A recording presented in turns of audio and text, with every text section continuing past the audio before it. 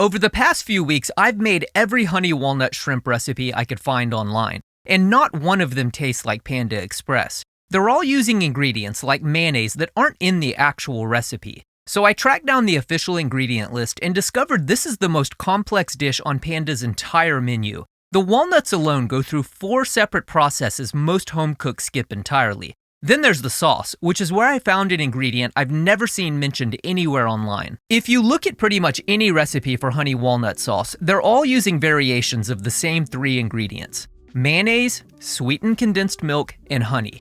And I get it. The sauce at Panda is creamy. It looks like a mayo-based sauce. But neither mayonnaise nor sweetened condensed milk is on the official ingredient list. What they're actually using is evaporated milk, soybean oil, sugar, and honey. That's a completely different sauce. When I was testing the sauce recipes for this, they were all noticeably sweeter than what you get at Panda.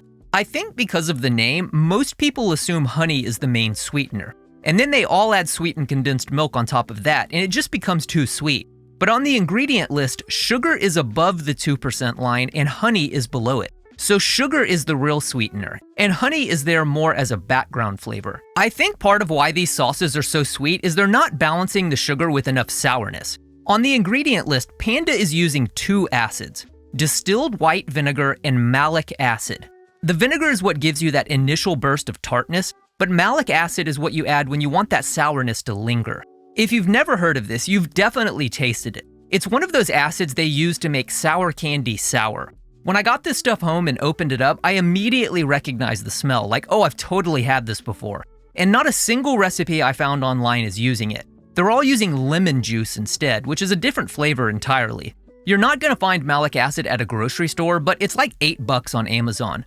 My apologies if you get put on a list because your search history now includes food-grade acids, but that's normal for these kinds of recipes. I'll include a link in the video description. Now, the sugar ratio and the acids. That fixes a lot of what's wrong with these recipes. But there's still one ingredient on the official list that I've never seen in any recipe for this dish: salted egg yolks. If you've ever made one of these online recipes and felt like the flavor was just slightly off, this is almost certainly what you're noticing. These are duck egg yolks that have been cured in salt for about a month. They have this almost cheesy Parmesan-like quality to them, and they add a ton of savoriness to the sauce that you're not going to get from just salt alone. They're also the reason why everyone thinks this sauce is made with mayonnaise. When the cured egg yolk emulsifies with the oil and evaporated milk, you get that creamy, pale yellow sauce that looks like it should have mayo in it. But it doesn't. It's just the cured egg yolk. It's a traditional Cantonese ingredient, and the original dish itself likely goes back to Hong Kong banquet cooking in the 70s. I went through every recipe I could find for this dish, read through over 20,000 comments, and I couldn't find a single person that mentioned this ingredient. You can find salted egg yolks at any Asian grocery store, usually in the refrigerated section. They come in a vacuum-sealed bag, and they look exactly what you'd imagine a duck egg yolk that's been sitting in salt for 30 days would look like, if that's a thing. For the sauce, let's start with 2.5 tablespoons of sugar and about 1/8 of a teaspoon of xanthan gum in a small bowl. Xanthan gum is a thickener, and despite having the name of a comic book supervillain, you can find it in the baking aisle at most grocery stores. Whisk these 2 together to evenly disperse the xanthan gum before you add anything else. Then add 3 tablespoons of evaporated milk, 1 tablespoon of neutral oil, 1 tablespoon of distilled white vinegar, 1/8 of a teaspoon of malic acid, 1/4 teaspoon of salt, 1/8 of a teaspoon of MSG, and 1 teaspoon of honey. Take about half a salted egg yolk and grate it directly into the sauce with a microplane. Whisk everything together for about 30 to 60 seconds or until everything is fully combined. You can make this a day or 2 ahead of time and keep it in the fridge. Just give it another whisk before you use it. The sauce is done, but the batter is actually the most complex part of this recipe. If you look at the ingredient list, there are more components in the batter than there are in the sauce. The first thing we need to replace is the modified food starch. After a lot of testing, I found that tapioca starch, cornstarch, and potato starch together do most of what modified food starch does on its own. The tapioca starch is what gives the batter that slightly elastic, chewy texture on the inside. The cornstarch and potato starch together give you a lighter, crispier crust, and they help a bit with oil absorption. You need all 3 because the batter has to survive a lot. It gets fried, frozen, fried again, and then tossed in a sauce. No single starch is ever going to survive all of that. But the problem with using only starches is they don't have enough structure to hold together as a batter. That's what you need all-purpose flour and the vital wheat gluten for. They form a protein network that keeps the coating intact through the frying and the freezing. Without them, the starches would just fall apart in the oil or turn really soggy in the sauce. And then rice flour is really the main defense against oil absorption. It creates a barrier on the surface of the crust that keeps oil from soaking through, which is what prevents the whole thing from coming out greasy. The ingredient list also has yeast on it, which is unusual for a fried batter. Nutritional yeast is the closest thing you can get at a grocery store. It kind of tastes like someone figured out how to make cheese without involving a cow. It gives the crust some actual flavor, and it also helps with browning. We'll also need a little bit of baking powder to keep the batter light and airy. On the ingredient list, there are actually 2 separate leavening agents. Baking powder covers both and helps prevent the batter from getting too dense. To make the batter, in a large bowl, you'll add 4.5 tablespoons of all-purpose flour, 3.5 tablespoons of tapioca starch, 3 tablespoons of cornstarch, 1 tablespoon of potato starch, and 1.5 tablespoons of rice flour. Then add 2 teaspoons of vital wheat gluten, 2 teaspoons of nutritional yeast, half a teaspoon of salt, and 1/4 teaspoon of baking powder. All the exact measurements for this are in the recipe doc linked in the description. Whisk the dry ingredients together, then add half a cup plus 2 tablespoons of cold water and 1 tablespoon of neutral oil. Whisk everything together until all the dry ingredients are fully incorporated. You want it to be a bit thicker than pancake batter, but thinner than peanut butter. Then let it rest for 5 to 10 minutes to let the starches and flours hydrate. While the batter is hydrating, heat 4 cups of neutral oil in a large pot or a wok to 350 degrees. Take about a pound of peeled and deveined shrimp and pat them as dry as you can with paper towels. You want the surface to be as dry as possible so the batter will stick to them. Season the shrimp with half a teaspoon of salt and dredge them in 1/3 cup of cornstarch. It's important you only do a few at a time, right before they go into the oil. If you dredge them all at once and let them sit, the cornstarch absorbs moisture from the shrimp and turns that layer soggy. And then the crust just slides off. Shake off the excess cornstarch, dip them into the batter, let the excess drip off, and lower them into the oil. Don't try to add all the shrimp at one time. You want these to fry in a few separate batches so the oil stays hot enough for the batter to set. Break up any shrimp that clump together. And we'll only be frying these for about 2 minutes per batch. This is just the first fry, so they should still look pretty pale when they come out, like a light straw color. When the shrimp look good to you, pull them out and drain them on a wire rack. Let these cool to room temperature before you do anything else, because the next step is to freeze them. If you put hot shrimp in the freezer, the steam condenses right back onto the batter. That defeats the entire purpose of the first fry. One of the biggest complaints I've heard since making these videos about Panda Express is they're using frozen proteins. But they're not doing it to cut corners. They do it for a very specific reason. When you freeze a batter like this, small ice crystals form inside the coating. When those crystals hit the hot oil on the second fry, they turn into steam and leave behind tiny air pockets that make the crust noticeably crispier than anything you can get from a single fry or even a double fry.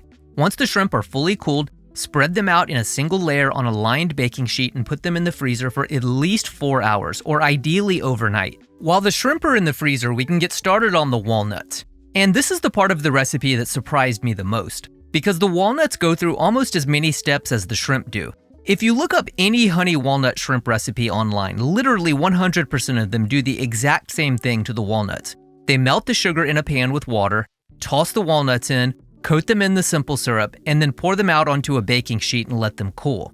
And they come out great, for about 30 minutes. After that, the coating gets soft and tacky, and by the next day, all of the walnuts are clumped together. That's because the sugar never actually reaches the right temperature to properly candy the walnuts. It just melts and re-solidifies, which is not the same thing.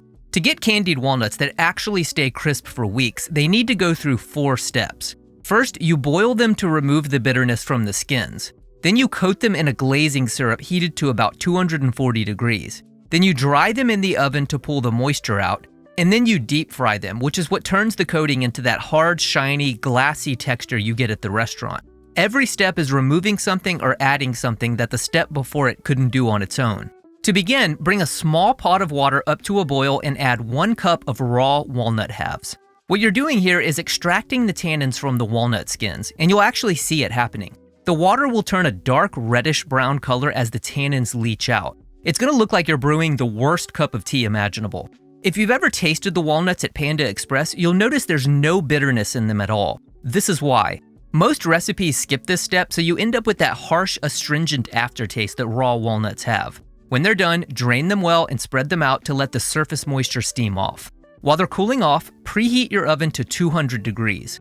For the glazing syrup, in a small saucepan, add 3/4 of a cup of sugar, a 1/4 cup of light corn syrup, a tablespoon of water, a 1/4 teaspoon of salt, and 1 teaspoon of tapioca starch. The corn syrup keeps the sugar from crystallizing, and the tapioca starch thickens the syrup so it actually sticks to the walnuts. Heat everything over medium heat until you hit 240 degrees Fahrenheit.